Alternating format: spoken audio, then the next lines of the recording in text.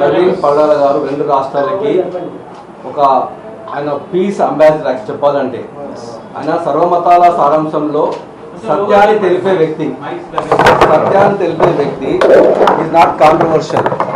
ఎందుకంటే ప్రతిసారి మీరు ఆయన ఒక టీవీ డిబేట్ చూసినప్పుడల్లా కూడా ఆయన చెప్పే ఒకటే మాట ఏంటంటే ఒక సత్యాన్ని బయలుపరిచే వ్యక్తి.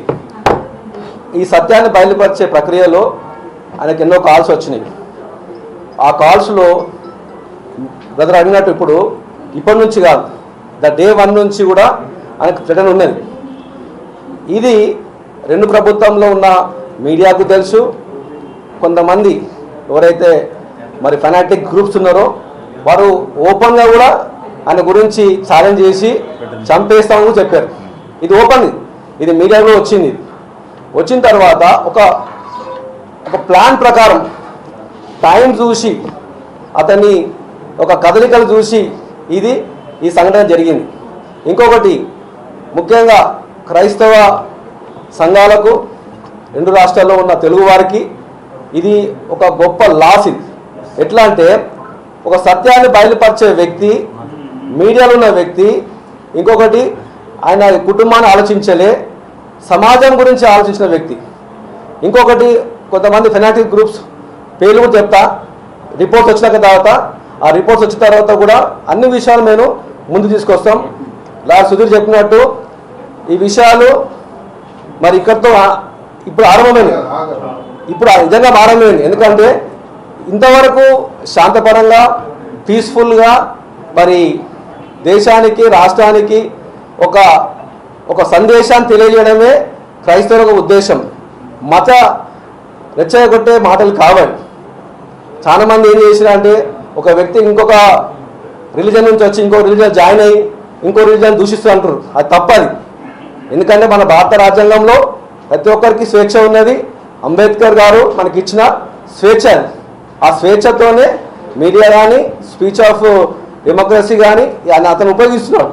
మీరు చూడండి, చాలా విషయాలు చరిత్రలో లేని విషయాలు ఆయన తీసుకొచ్చి ఇటీవల కాలంలో మరి బాబాసాహెబ్ అంబేద్కర్ గారి గురించి, రాజ్యాంగం గురించి చాలా వివరంగా ఎవరికి ఏ హక్కులు ఉన్నాయో మరి ఆ విషయాలు మీడియా ముందు తెలియజేశారు.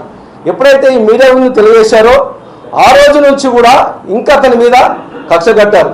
ఈ విషయాలు మరి సుధీర్ సీనియర్ చెప్పినట్టు డిబేట్లకు రాలేవన్నీ, కానీ డిబేట్లో ఓడించలేక ఒక వ్యక్తిని ప్రాణం తీశారు.